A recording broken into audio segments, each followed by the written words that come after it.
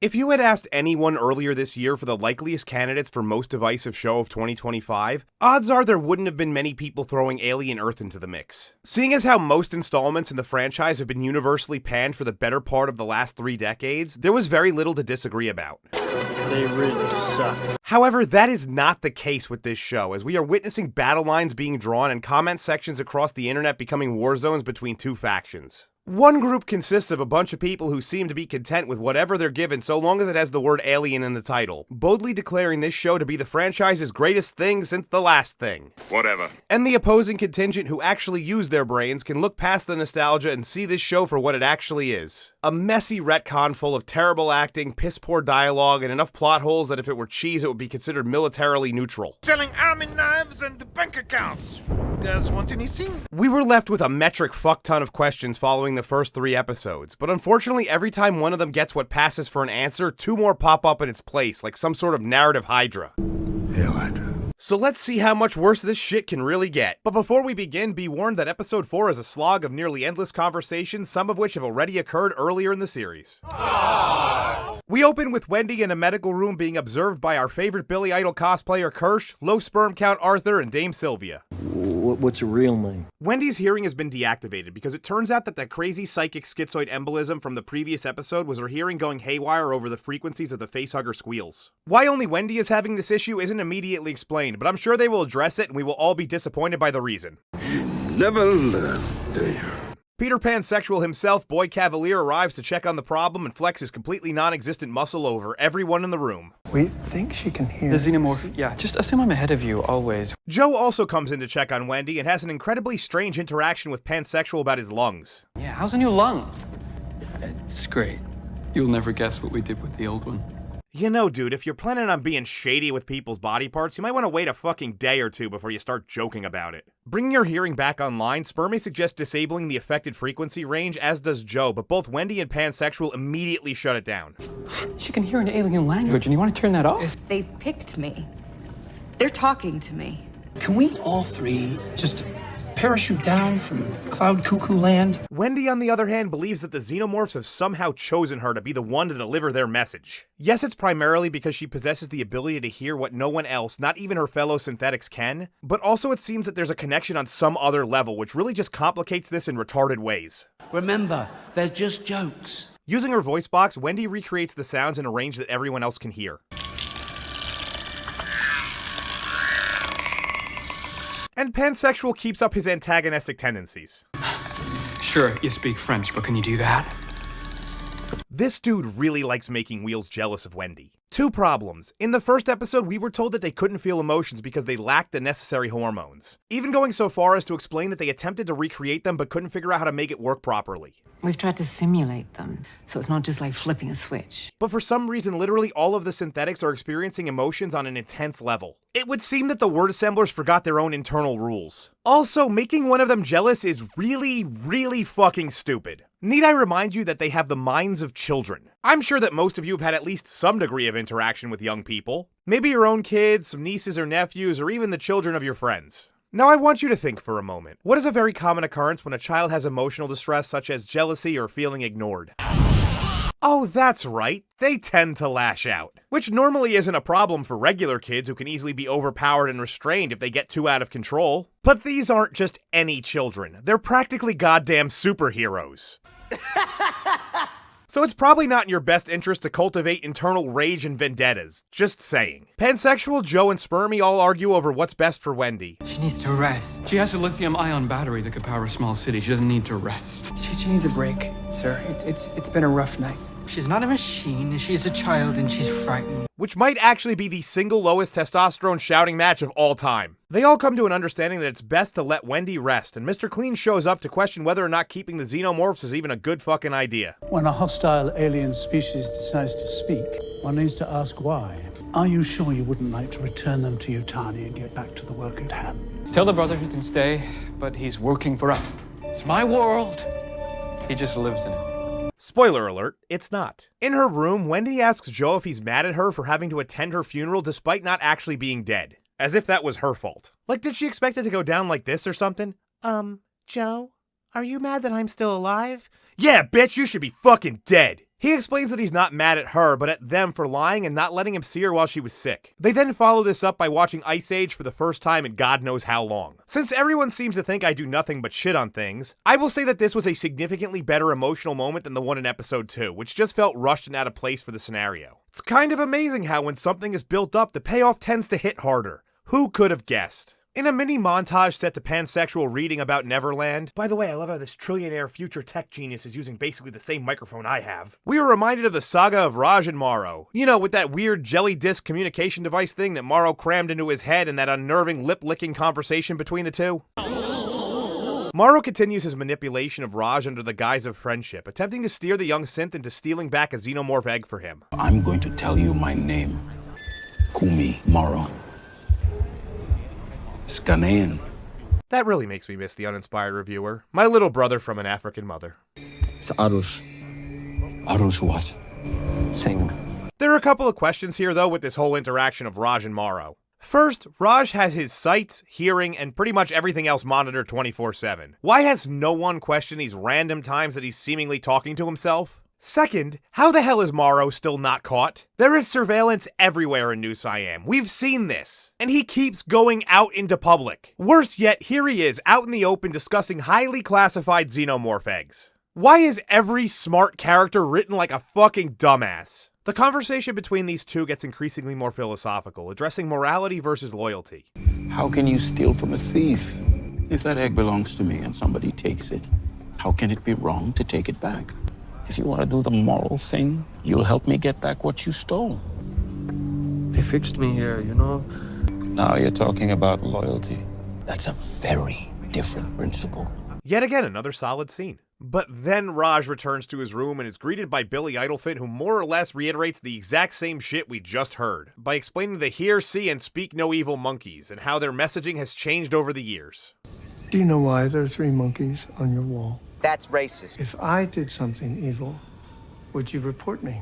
If I hurt or caused others to be hurt, would you do something to stop me? These two scenes honestly feel weird so close together. This is a structural issue with the script. Yes, they complement one another, but something about the juxtaposition just feels like overkill, and there's a general sense of dogpiling on Raj here. It's almost like there's a scene in the middle that's missing. As if this is the Raj point of view chapter and we can't leave his perspective just yet. If you haven't had your daily dose of animal cruelty yet, don't worry, you're about to get a shit ton.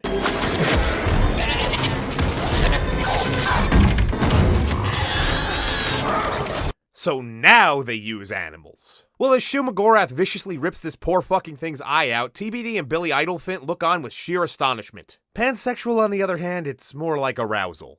You're a Sikh bastard. The sexual variation, not the excitement you feel when you see the waiter walking over with your plate.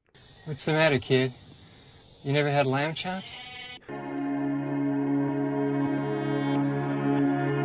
Peter tries some sort of weird trillionaire power play with intimidation or whatever the fuck he's doing here. Which I'm just gonna call right now, this is very ham-fisted foreshadowing. If one of those ever escapes. It's glass half full, kid.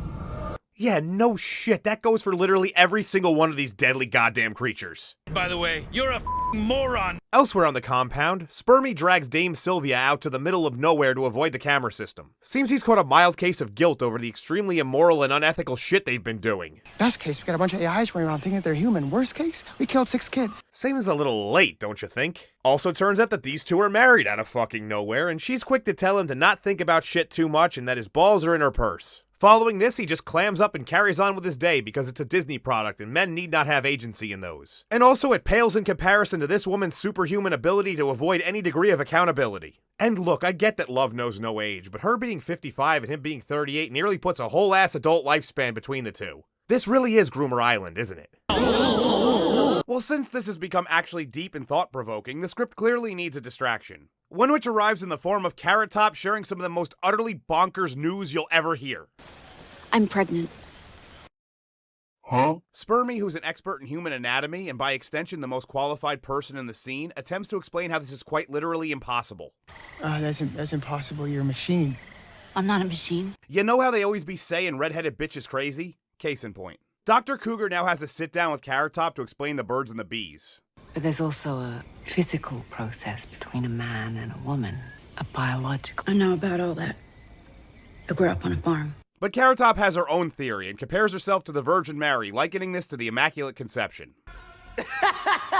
Cougar again tries to reiterate that the synthetic bodies lack the proper organs. Since this is not what the insane-ass Ginger wants to hear, she launches her ass across the room in a fit of rage. I said something! Man, if only someone could have predicted that pissing off superpowered children could have drastic consequences. Also, wasn't explaining the bodies to these children part of the pre-transfer process? Oh my god, who the hell cares? You'd think it would have been gone over extensively. Though I will say this is all making me wonder what a birthing bot is actually like, because I know which model I'd choose. Synthetic or not, those are some damn good genes. Anyway, luckily for Cougar Town, Carrot Top doesn't tear off her head, allowing her to do the traditional psychiatrist thing before anything can be resolved. Time she's up. Yeah. These gentlemen will help you back to your room, okay? So they accounted for this extremely likely event enough to have protocols in place, but apparently an emergency kill switch to shut them down wasn't one of them. Or at minimum some kind of programming like with RoboCop and Directive 4. But just remember, the guy who designed them is a genius, no matter how many dumbass decisions fly in the face of that idea. Presumably in a room nearby, we join Mr. Clean, who has summoned Joe, a guy who is moving around really well considering the fact he just had a lung transplant after an impalement, to discuss Wendy. Marcy. My sister's name's Marcy. Sorry, Marcy. So you believe she's your sister? Okay, not Marcy then. She thinks she's my sister.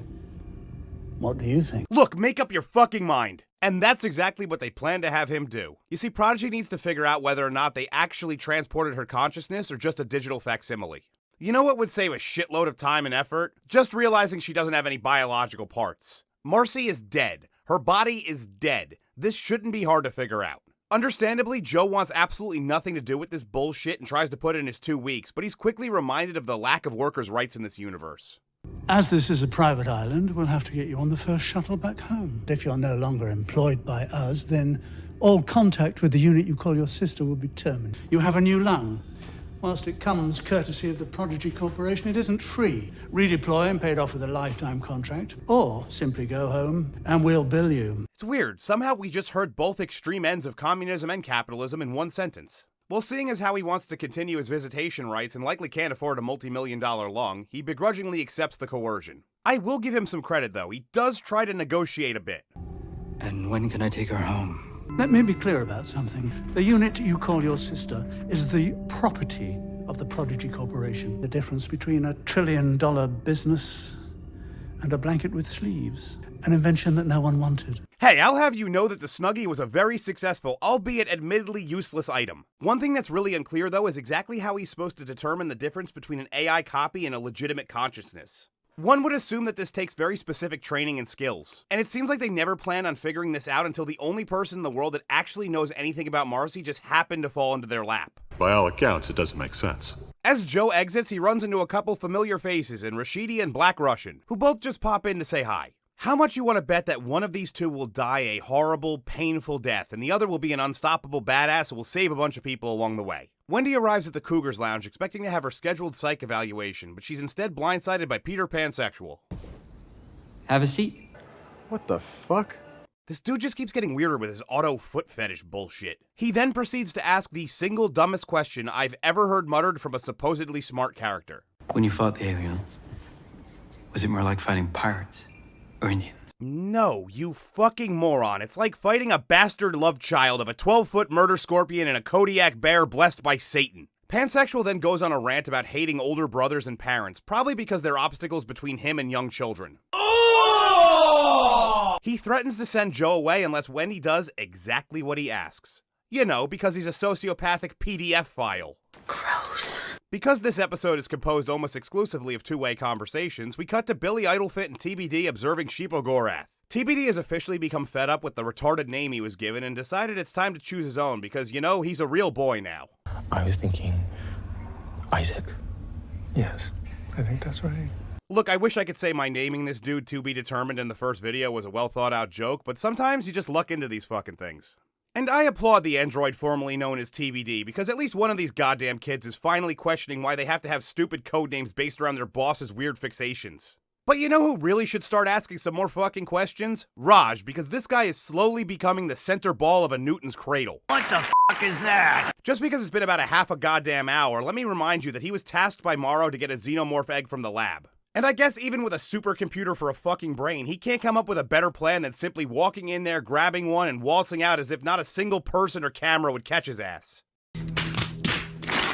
I seriously can't with this shit. The script keeps yo-yoing back and forth between whether or not these kids are intelligent or brain dead. Before he can even get into the lab, he's caught by TBD and Billy Idlefant and proves that he's probably the single worst liar ever. Arthur said that he needs something from the lab.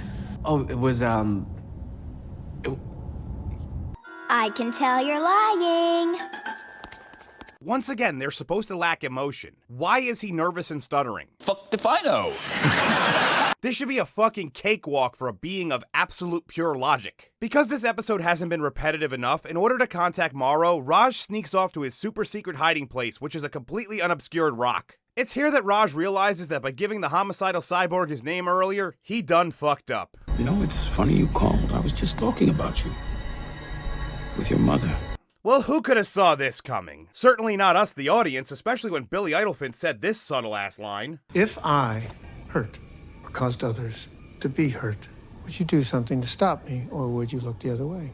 I guess for Morrow's sake, it's very convenient that Raj's family, you know, the people with super thick Indian accents, are located in New Siam. Not only that, they're listed in the phone book and their last name is only the second most common surname in the entire world. Giving Raj 24 hours to acquire the egg, he gives him an alternate strategy for extraction. Instead of sneaking out an egg, you're gonna sneak in a person.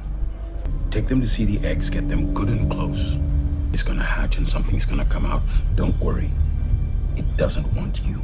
You'll need to find someplace quiet to keep them. Not long. Look, I'm not sure how many times I need to bring this up, but there is a metric fuck ton of surveillance on Neverland Ranch. How the hell does Morrow expect for someone to have their face struggle snuggled and vanish for several days without a single trace?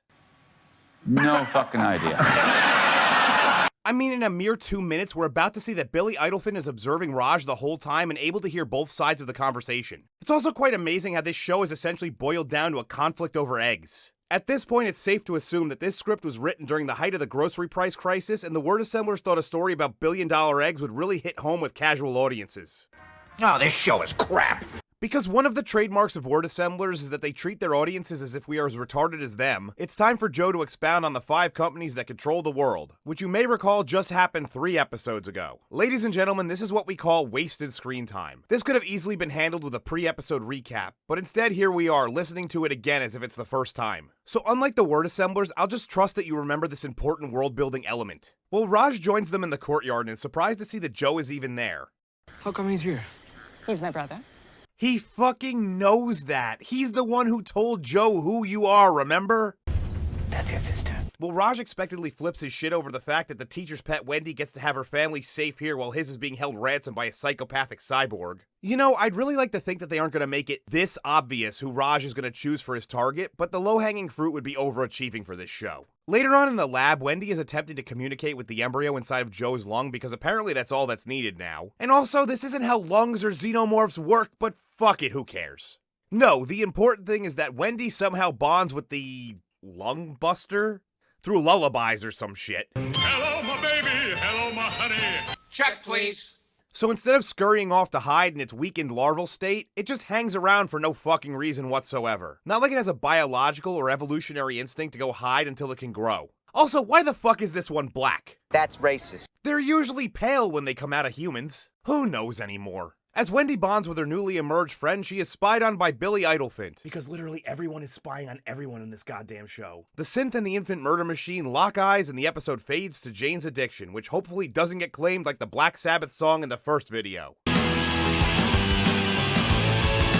Have you and your partner been, you know, struggling to conceive the old-fashioned way? Do you feel like your biological or synthetic clock has ticked its last talk? Or maybe you're a celebrity who really just doesn't want to put on that baby weight. Oh, I see. So when you put bubbly on the advert, you meant fat. Well, here at the Prodigy Fertility Clinic, we have the perfect solution for you. Introducing Pseudo-Psyop, a patented reproduction replication service so realistic that you'll practically feel your asshole tearing. Through a unique combination of intense psychotherapy and simulation technology, we'll give you the memories of a pregnancy that never happened, a birth that never occurred, and raising a little shit that never existed. We'll even provide you with a personal tragedy explaining why you haven't heard from them in years. Please, Daddy, no.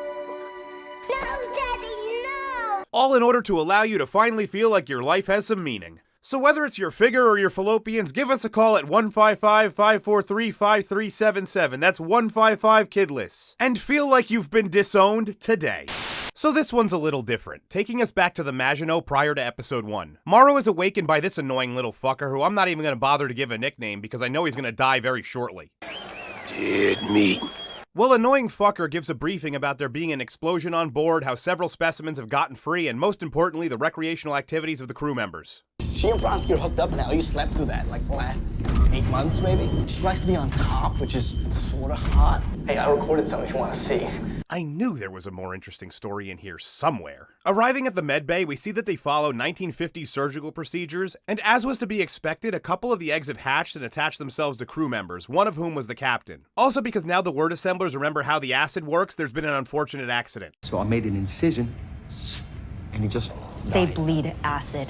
Morrow, being the security officer, seizes control of the situation and makes one of the first intelligent decisions we see in this show by demanding that they put the body and specimen into cryo-freeze. Specifically pleading with the new acting captain, Random Brown Bitch. Who, you know, now that I get a better look at her, kinda looks like Eva Mendes if she was Indian. Well anyway, Shiva Mendes agrees and that's what they do. On the way to another chat, Morrow gets flagged down by the engineers who explain that the fire has destroyed the navigation and engine relays, effectively turning them into a missile heading toward Earth. I guess despite the fact that this is an incredibly advanced ship carrying priceless cargo, there are no backup systems or emergency protocols for this type of situation. We are so screwed. This barely counts as an explanation for the events of the first episode, because once again, just manually turning off a few engines will completely change their trajectory, but whatever. Morrow then meets with Shiva and explains that the two most likely scenarios are incompetence or sabotage, both requiring an immediate investigation. And like a retard, Shiva denies this request because she believes that it will cause a panic. But you know, having a containment breach of deadly fucking creatures and hurtling toward their inevitable deaths won't for some reason. Because she's being less than compliant, Morrow informs her that he knows of her affinity for playing hide the inchworm. You were fucking Bronsky. Company policy forbids romantic relationship between crew members. Honestly, I can't blame the guy. If I was forced to pick something on this ship to fuck, I'd likely look her way first too. Though a very close second would be that giant Venus flytrap thing. That is nasty. I do love that on a 65-year mission with mostly sexually active people, they put in a clause that if two of them screw, it will cost them their entire share. It really makes you wonder if there's a built-in discount for jerking off or flicking your bean. 1/4 portion. Morrow continues to explain that he doesn't give a fuck about anything on board except the cargo. Not you, not me, not the fucking cap. Wow, leave the innocent pussy out of this one. So since the crew's hand is forced, they listen to Morrow and freeze the specimen. This is when we're shown a weird subplot with the ship's, I think, android, being obsessed with one of the crew members. This is a subplot that literally goes nowhere, so that's all the time we're gonna spend on it. Reviewing the security footage, Morrow determines the time and cause of the fire and containment breach, but can't figure out who the culprit is. He then watches a little bit more of Shiva getting a beef injection. Okay, so this next scene is thoroughly perplexing. I'm not even sure I can explain it, so let's just watch a few clips, shall we? That's what it said on the paper. Biological survey. No, geology. This is the study of rocks and stuff. Oh, shit. Really? Are you gonna eat that or what? Yeah, just perambulating about it. Okay, this younger dude is clearly retarded. Your language is offensive. Fuck you! Which is exactly what you want on your engineering crew when you're in outer fucking space. This dialogue is pure insanity. If you recall, he didn't even know shit about the company he signed up to work for, and he doesn't know the difference between the prefixes of geo and bio. But somehow this asshole knows the word perambulating, which he's not using 100% properly, as it generally means a leisurely stroll where you think about random stuff, but it's close enough that I'll let it slide. I'm impressed he could even pronounce that shit, considering the fact he was clearly dropped on his head multiple times as a baby. Who the fuck hired this guy? Fuck if I know. Well, either way, Morrow requests blueprints to the ship because he wants to figure out how the saboteur is moving around unseen. Shiva Mendez goes to speak with Mother and is officially given command of the ship, but is then reminded that her life is meaningless and like Morrow said earlier, the cargo is all that fucking matters. So kinda like being promoted to manager of a retail store. While that extremely predictable response occurs, Morrow is in his quarters looking at memories of his family, including a letter that flat out predicts exactly what's going to happen with the crash. Also among the effects is a message informing him of his daughter's demise in a house fire. Which I mean, sucks that that's how she went, but what did you think was going to happen? You went on a 65-year mission in deep space. No matter what, your family was gonna be dead when you got back. It actually raises a huge question as to why anybody would accept this mission in the first fucking place. I mean, yeah, you're gonna be rich, but everybody that you ever loved will be long gone. I could see it making sense if these were all people who had nothing to come home to already, but clearly that's not the case. Basically, this scene is backwards. The message shouldn't be informing Morrow that his daughter died while he was on the mission. It should be an obituary showing that she died before he even agreed to it, which would add motivation as to why he didn't care about leaving for so long. Elsewhere on the ship, Smokey McTarlong ejects the captain and everyone just seems to forget what's been going on until approximately 30 minutes later. As is to be fucking expected, it turns out having a saboteur loose on your ship is really shitty and he has struck again, this time attacking the fuel reserves. Our fuel reserves are down to 8%. The ship turns from missile to arrow. We got ourselves a broken arrow. This of course makes absolutely no sense since in the first episode we clearly saw the engines on full blast as they approached Earth. But before they could fucking do anything, there's an alarm informing them of a breach in the cryopod where most of the crew is. You'd think if there was any type of explosion, fire, a collision course with a planet, or anything that would threaten the safety of this precious cargo, the ship would automatically wake everyone up. But that would be logical, and we can't be doing that shit. Rushing to check what's up, they see that the chest burster has emerged, and Smokey theorizes that cryo doesn't slow the xenomorph's metabolism. But Morrow doesn't give a shit what happened because it doesn't matter. They just need to contain this creature at all costs. At least one person on this ship is using fucking common sense. We shoot this thing and it bleeds. The acid's gonna eat through the hull of the ship and we all die. Electric, non-lethal.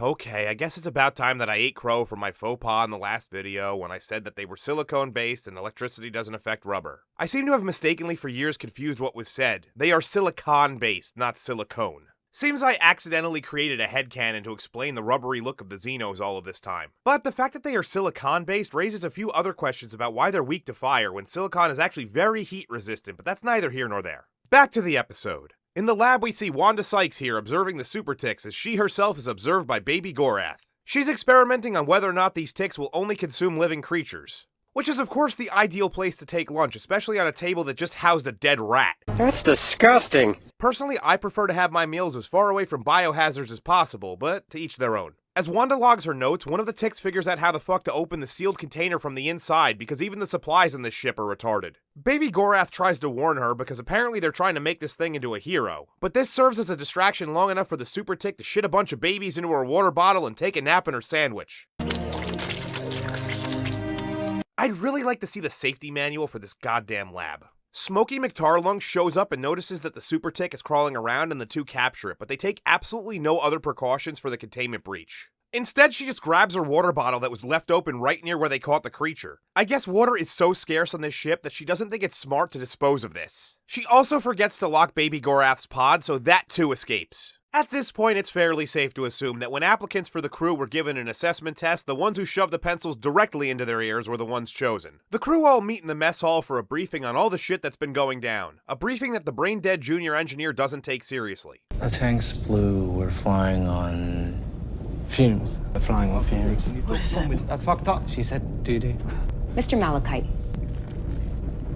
Me? this is a meeting, not a meal. Well, when a knife gives you food, eat. Shut up! He then consumes the tainted water. Morrow gives them the what's up and explains that everyone is a suspect until proven otherwise, and nobody but he and Shiva Mendez get guns until he's sure who he can trust. So let's do some quick spot checks on everyone. Morrow interrogates Smokey, who honestly just comes off as a terrible fucking doctor all around. The retarded junior engineer pukes up blood and collapses. And Shiva and Wanda Sykes find that baby Gorath has escaped. We are so fucked. Morrow's next interrogation is with Creeper Maybe Android Guy, who's sus as fuck but gives him the information that's needed. Just because the computer says a cryopod is full doesn't mean it is. Someone else is awake. Who? Luckily for Morrow, the ship has retrieved all of the message logs. 65 years. And all the risk that we took and the bugs laid eggs. Yeah, I'm gonna stop you there because I don't care. If the specs you sent are right, landing the ship in my kingdom. I want a new body. Put my mind in a robot. Wait a minute! You're telling me that some the fuck how the person behind all of this is Peter Pansexual? Seriously? Okay, there's a shit ton wrong here. First of all, this mission started 65 years ago, 50 plus years before Prodigy even existed. How the fuck did Boy Cavalier even get in contact with this guy and negotiate a deal? You can't have a real-time conversation with someone millions of miles away. That's not even accounting for the fact that Weyland-Yutani for sure has screened every single transmission leaving this ship. It's a company that doesn't give a shit about basic human rights. I'm pretty certain privacy isn't exactly on the top of their priorities list. Secondly, this guy's negotiating things that he doesn't even know exist. They haven't even gotten out of the trial phases for these synthetic bodies yet. But somehow it's being used as a demand. Lastly, how the fuck would this guy calculate the exact speed and trajectory that's required to crash land into a specific city on a moving planet that is who knows how the hell far away? No fucking idea. I get that he's an engineer, but that's some Stephen Hawking level shit. Even then, a piece of debris or slight gravitational pull from a moon would take them completely off course. This is literally impossible. Anyway, Morrow now has his target, so he heads to the cryo chamber. And wouldn't you know it, the guy from the recording is not in his pod. You'd think someone would have noticed this shit by now, considering the fact they've been in this room multiple times. It also raises questions of how the computers are monitoring vital signs of a person who isn't there. But before he even gets a chance to look for him, he's summoned for a medical emergency where a retarded engineer is under observation. These dark spots up and down his digestive tract. Why the fuck is this dude always smoking in the med bay? Wouldn't they blow up in an all-oxygen environment? Probably. Well, since protocols and procedures be damned, Shiva orders an impromptu surgery, one that neither of the supposed doctors bother to cover their faces for. Did IQs just drop sharply while I was away? As a brief aside, we see Creeper possibly droid guy get attacked by the Xeno, which unofficially makes this Alien vs. Predator.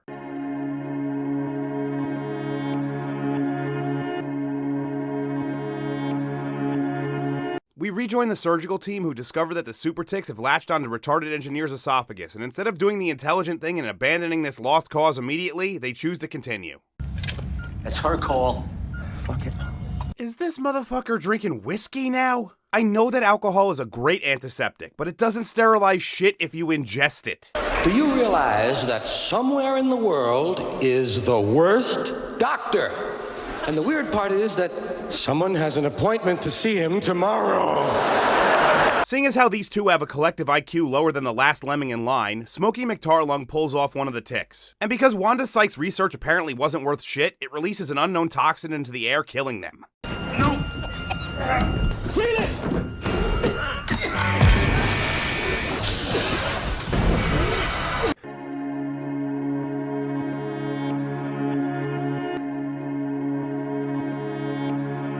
Finally realizing that the obvious protocol is obvious, they lock everything down. Morrow then takes the annoying little shit to find the Saboteur, who they find nearly immediately. After a brief gunfight which results in the death of little shit, Morrow gets behind the Saboteur and lives out his own Assassin's Creed fantasy.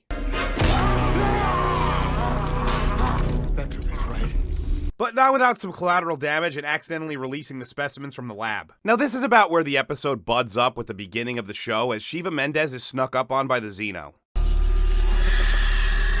Obviously for continuity purposes, she doesn't die in a flash of crimson mist. Though she should, considering how everyone else was handled up to this point. No, instead she somehow outruns the Xeno, no matter how illogical that is, and makes her way all the way to the control room where she encounters the old fucker engineer Shmuel.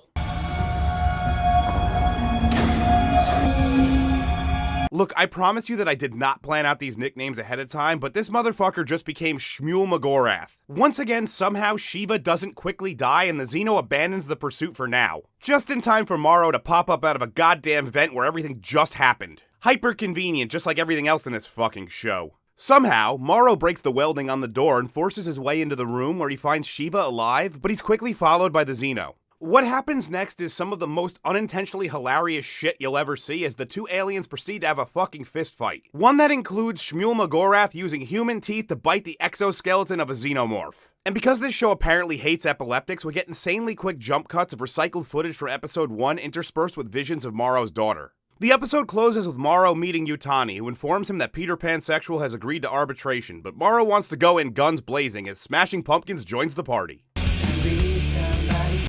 Have you always wanted to be a doctor but lacked the funding, motivation, or intelligence? Are you willing to sign away any and all of your basic human rights for a chance to live that dream? Well, here at WYU University Medical School, we don't give a shit about your credentials, finances, or whether or not you even have a fully functional brain. Because quite frankly, we don't care who lives or dies. My name is Bob Kelso, and I like whores. Fuck it, we aren't even gonna give you the proper supplies. You'll just be winging it up there like our corporate overlords intended. Here at WYU, you'll get a passing grade without even having to attend class. So you can rest easy knowing that your intro to sterilization or deadly pathogens handling courses will not get in the way of your drinking problem. So sign up for classes anytime the fuck you want because we don't even have semesters or anything, and become a Weyland-Yutani lemming whenever.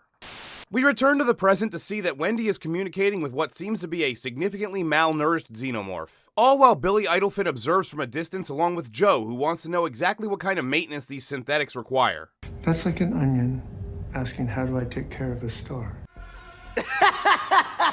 He's of course asking because he's still operating under the delusion he's going to be allowed to take the trillion-dollar experiment home with him. You think he's gonna let you take her with you? Maybe. To do what? Live? My dude, you're dealing with extremely large corporations that have near endless money and influence. You think they're just gonna let you go play fucking house? Maybe. Speaking of families that are never going to happen, elsewhere on Neverland Ranch, Carrot Top is having her diagnostics run to get to the bottom of her phantom pregnancy. Spermy and Cougar, unable to find any issue with her on a mechanical level, explain to Mr. Clean that it's psychological in nature, which will require time and a ton of therapy to overcome. An answer which is apparently completely unacceptable. Reset her to before the tower. Full memory wipe. Spermy refuses to do this because it goes against the principles of everything they've been doing, but since Dr. Cougar already owns his balls, she decides to squeeze him a bit and just continue without him. This leads to Spermy's dismissal. You disobeyed a direct order. No, you need me. No more, it seems. You can take the rest of the day to organize your transport. If you're still on the island at the end of the day, you'll be trespassing, and you may be shot. This seems like a great fucking idea. Just fire the person who knows all the inner workings of your top secret, unethical project before it goes public. But this type of decision-making tracks with this show so far. I'm surrounded by idiots. Rejoining Joe and Wendy, they discuss the entire situation about the xenomorphs, Wendy's ability to communicate with them, and Joe's trepidation over their presence on Earth. His belief being that they are mindless killers who only exist to eat, kill, and reproduce. Wendy compares them to ants, bees, and even mentions that humans to a degree also do this, which, I mean, she's not wrong. When you really think about it, that's pretty much all any biological creature does. Despite Joe's logical fears over having undocumented extraterrestrial life on the planet, I'm deeply hurt. Wendy explains about a previously unknown rule here at Neverland Ranch. This is a yes place, not a no place. What the hell is that supposed to mean? The boy genius said that no is the first step to nothing. And here, we say yes. It feels like at this point it would be easier to list off the things that don't come off as creepy pedo behavior in this place. At Weyland-Yutani headquarters, it's time for the arbitration hearing. You know, a formal legal procedure with lawyers and a ton of money involved. So naturally, Peter Pansexual shows up barefoot in his pajamas. Whoa! This is a professional hearing, and you will conduct yourselves professionally. Or he'll send you to bed without your supper, little boy. Yeah, that's exactly what I'm expecting from this whole fucking situation. Yutani gives her opening statements and Peter wastes no time carrying himself like an absolute chode. I get that the legal system of this universe is really fucked up, but you'd still think there'd be some decorum to follow in order to not be dismissed. In the process of acting like a complete jackass, however, he does add some key details about the whole situation. Deep space biological specimen. Invasive species. In direct violation of like 50 intercorporate laws? Untrue. Oh, do you want to see the pictures? Wait.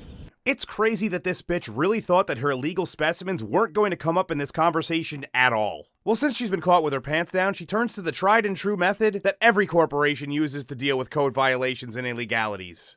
Bribery. In order to get her little petting zoo from hell back, she tosses in an additional 20 billion, that's billion with a B, dollars. But let's not forget that this dude is a trillionaire. $20 billion is at most 2% of his net worth. This would be like someone offering a person who made $50K $1,000 to not report them for dumping raw sewage directly into the local reservoir. I gotta pump those numbers up. Those are rookie numbers in this racket. Like, yeah, those 2 car payments were awesome, but now your piss is radioactive and your dick falls off in the toilet. You are a sad, strange little man. Okay, so I'm not gonna shit on what happens next, because it's really intelligent corporate sleazeball fleecing tactics, and I fucking love it. Peter evokes a legal precedent about off-world species having a 6-week quarantine period, which apparently you could just bypass by throwing enough money at it because Yutani offers up $50 billion just to make this all go away. But instead, Peter's just gonna keep the specimens for 6 weeks and pocket the $20 billion, presumably to fund the ongoing research of said specimens. This is legitimately the first time I feel like he's actually living up to the boy genius moniker. Well, since that didn't exactly go according to plan for Yutani, she turns to Morrow for advice. Why he didn't say something a few minutes ago, considering the fact he knows that it's completely Peter Pansexual's fault, is beyond me. He explains that Prodigy has beefed up its security exponentially since the crash and that the jumpy Indian kid on the inside is unreliable at best, but believes that if they were to cause an incident, they would be able to recover everything in the chaos. Morrow exits but runs into his favorite, person? Billy Idlefin, causing the most awkward elevator ride since Liar Liar. It was me! Though I must say I much prefer the other elevator scene. Well, that's because you have big jugs. As the two discuss their mutual obsolescence, we're treated to yet another entry in the ever-growing list of inappropriate things. They're cute. Your kids, with their shiny new bodies. I gotta get me one of those. What the fuck? A child or a body that isn't so sad. Are you a pedophile? The two continue their verbal sparring match, threatening each other with the subtlety of a fucking frying pan to the back of the head, theorizing about whether or not it's more fun to kill synthetic or organic beings, until Morrow leaves to continue Operation Retard Egg Recovery. Back at Neverland Ranch, Dr. Cougar is in the lab making yet another colossal fuck-up by erasing Carrot Top's memories of the previous week, effectively setting her back to factory default. So you'd think the next step would be to sequester her away from anything or person that might blow up all the shady shit you're doing. But instead they just plop her ass in bed where she's awoken by Wendy, who, you guessed it, proceeds to blow up all the shady shit they've been doing. Well, after you said you were gonna have a baby. At some point, you need to write the smart people to make smart decisions, or else they're just stupid people making stupid decisions. Elsewhere, we see Raj either talking to Morrow or himself. It's not really clear when Jerome, who has basically completely disappeared from the show, asks him to hang out. But Raj is a busy adult with many important things to do. Being grown up sucks. Though he does promise Jerome that after he's done, they can play all the games he wants. What are you doing? He's giving you a grown up hug. Seriously, we should have been running a counter for the suggestive verbiage in this show. Having put Jerome's mind at ease, Raj sneaks off to try and coax Joe to come see a nondescript something. You guys want to go see a dead body? Clearly he wants to get him in the same room as the eggs, but since he's a kid with the linguistic skills of a wooden plank, he fails royally before being interrupted by Rashidi. Everyone remembers Rashidi, right? Not really. Well, whether or not you remember this guy, he's there to grab Joe to come join the security detail. Because despite us being told that they've increased the presence on the island, they are somehow so short-handed that they need the help of a dude who's about 2 days removed from a lung transplant. One who really wasn't a good soldier even before that. Joining Black Russian, the three start patrolling the island. As they are perambulating through the jungle, Joe asks some of the most out-of-place, totally not at all suspicious questions about how to get on and off the island, how far they are from the mainland, and who is in control. Gotta be some way off, right? Are we close enough to the mainland for boats? My dad took me on a boat once. Does this motherfucker really not know how boats work? They don't have a maximum range. People have been sailing around the world for hundreds of fucking years. He is so obviously suspicious that even Black Russian calls him out on it. Stop. Stop what? Whatever you're planning. Billy Idlefin gets in touch with TBD to have him feed the creatures back at the lab. As he does this, though, he accidentally rips the hatch off of a food drop box on one of the chambers, forcing him to unlock the main door. Now this seems fairly straightforward. Just open the door, slide in the tray, and close the door. Okay, step 1 achieved. No, what the fuck are you doing? No, you retard, don't go in there, you're gonna get locked in. You've gotta be fucking kidding me. You know you deserve what's about to happen. Also, what the hell is with Sheepo Gorath having more heel face turns than the Big Show? Well, we all know what's next, so what exactly is he in here with? I'll bet you anything since the episode's called The Fly, it's some sort of winged insect that dissolves its prey.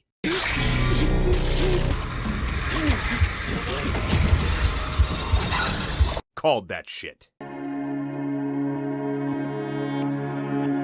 Dr. Cougar heads back to her office where she's met by Wendy, who's not exactly thrilled about what they've done to Carrot Top. She's also pretty pissed that they're experimenting on her new friends, the aliens, and by extension her, so she decides to denounce her humanity because humanity is cruel. That escalated quickly.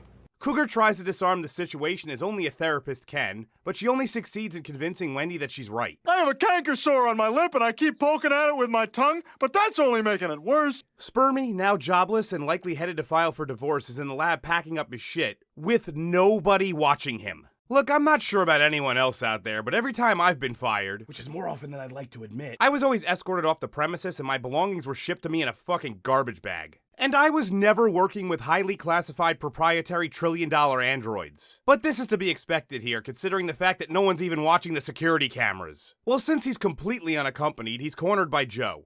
Don't worry about me, I have like 6 degrees. I noticed how you took care of Marcy, Wendy. I can ask you something, and you can give me an honest answer, and then maybe I can just relax. Is my sister safe? Realizing that Joe wants to smuggle Wendy off the island, he seizes the opportunity to flip Prodigy the bird by forking over the boat codes under the guise of showing Joe the vital signs of the androids. And because for some goddamn reason they haven't locked him out of the system yet, he also disables Wendy's trackers, which is a simple yes-no prompt with absolutely no secondary protections. Why is he able to do any of this? They fired his ass hours ago. His login shouldn't even work anymore, or at the very least it should get flagged the moment he uses it. Well, I guess Spermy is lucky he decided to do this in the first place because it shows him that TBD is offline and he rushes to find him. At the same time, Raj is attempting to complete Operation Retard Egg Recovery when he's stopped by Spermy. The two go into the lab and like a complete fucking moron, Spermy opens the containment door. Trying to drag TBD out, he just kind of forgets that he's surrounded by deadly alien creatures who would love nothing more than to snack on his ass. Very becoming of a person with 6 college degrees. Raj releases a facehugger and locks Spermy in the lab where, I mean, well, you know. Wow, what luck! A person who no one will notice is gone for a few days just happened to crop up right on time. You're kidding, what a crazy random happenstance. On the dropship, Billy Idolphin is remotely monitoring the lab as Peter Pansexual asks him if everything is good. Affirmative. Not exactly sure why he's lying here. Also, it's kind of weird he isn't programmed to never do this to Peter, but as we've seen, fail-safes are for squares. Raj re-enters the lab and finds a comically large ventilation shaft to hide Spermy away in. As we come to a close, the other creatures escape as Sheepo Gorath defiantly stares into the camera to the soothing sounds of Godsmack. I'm not gonna candy coat this. The pacing of this show is absolute dog shit. We're approximately 6 hours in now, and about 85% of it is talking, which isn't necessarily a bad thing unless it's to rehash the same 2 or 3 conversations we've already heard over and over again. Worse yet, it wasn't until 5 episodes deep that we got anything remotely resembling an answer of what went wrong with the Maginot. An answer which, by the way, was about as satisfying as a hand job with welding gloves. You're a Sikh bastard. If we completely disregard the fact that the entire episode was a race to see which retard could sit in the front seat on the short bus, the placement of the episode itself is actually a huge issue. It felt as though the word assemblers realized they need something to wake the audience up, so they just wholesale lifted entire segments directly from the first movie. The camera angles, musical cues, everything was a complete ripoff, giving it the illusion that it was good because it was evoking feelings of something significantly better. That being said, if they wanted to use this portion of the story as a palate cleanser, they would have been better served cutting it up into segments that were more digestible and interspersed within the main narrative to reveal tidbits about the creatures and crew members as we progressed, rather than taking a vacation from the main story right in the middle. If you watched my first video, I made it pretty obvious that I had very little hope that this show would improve. It's proof positive that characters and plots can only be as smart or interesting as the person writing them, and well, with this show... With only 2 episodes left, they need to plug up a ton of plot holes and finish narrative threads for a bunch of characters that barely get any screen time. And I have serious doubts that they will accomplish either of those feats. And if that doesn't convince you that this is likely only going to get worse, I don't know what to tell you.